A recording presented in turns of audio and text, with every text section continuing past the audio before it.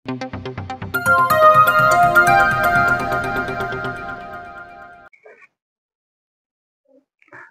TR నిజం, నేను మీ Ramesh. Morning news కు స్వాగతం. వివిధ పేపర్లోని ముఖ్యాంశాలను ఒకసారి చూసుకుందాం. అందులో భాగంగా వివిధ పేపర్లోని అన్ని వార్తలను ఒకసారి ఆలోచన చేసుకుంటే, బీజేపీ పార్టీకి ఎప్పుడెప్పుడా అని ఎదురు చూసుకున్నటువంటి అధ్యక్షుని ఎన్నిక నిన్న జరిగిపోయింది. అది రామచంద్రరావును ఏకగ్రీవంగా ఎన్నుకున్నారని చెప్పేసి వచ్చేసింది.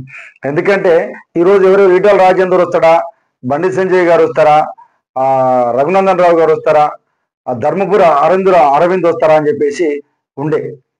కానీ ఇదంతా కార్యకర్తల యొక్క ఆలోచన విధానాలకు అందకుండా ఈరోజు మాత్రము ఆ బీజేపీ పార్టీ రామచంద్రరావు గారిని ఏకగ్రీవంగా ఎన్నుకోవడం జరిగింది. ఆయనకు టీఆర్ఎస్ నుంచి శుభాకాంక్షలు తెలియజేస్తాను.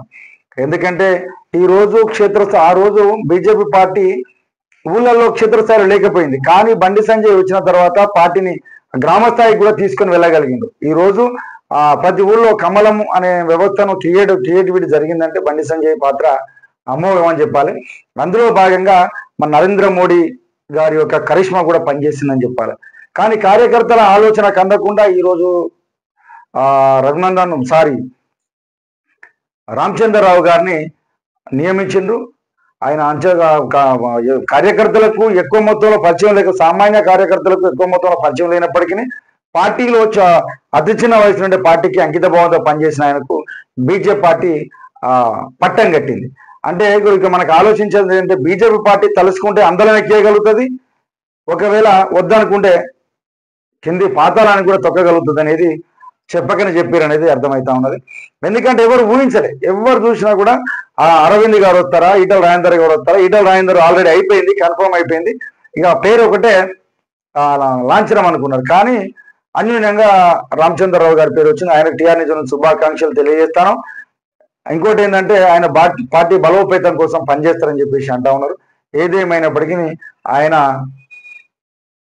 టీఆర్ నిజం నుంచి శుభాకాంక్షలు తెలియజేస్తాను. ఇంకో వార్త, మన తెలంగాణలో మన సంగారెడ్డి జిల్లాకు సంబంధించి కెమికల్ ఫ్యాక్టరీలో ప్రమాదం జరిగింది. ప్రమాదంలో 15 మంది చనిపోయిండ్రు.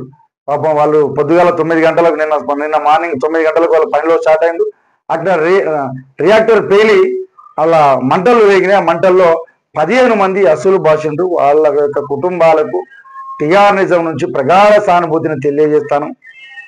ఎందుకంటే పాపం వాళ్ళ కుటుంబాలను సాక్కోవడానికే వాళ్ళ కెమికల్ ఫ్యాక్టరీలో పనిచేస్తా ఉన్నారు. అనుకోని సంఘటన జరిగింది. కాబట్టి ఆ కుటుంబాలను ప్రభుత్వం నుంచి ఆదుకోవాలని చెప్పేసి కూడా టీఆర్ నిజం నుంచి ప్రభుత్వానికి చిన్న విన్నపాన్ని తెలియజేస్తాను. ఇంకోటి, రైతును దగా చేస్తున్నటువంటి ఫెర్టిలైజర్ షాపులు రైతును దగా చేస్తున్నాయి.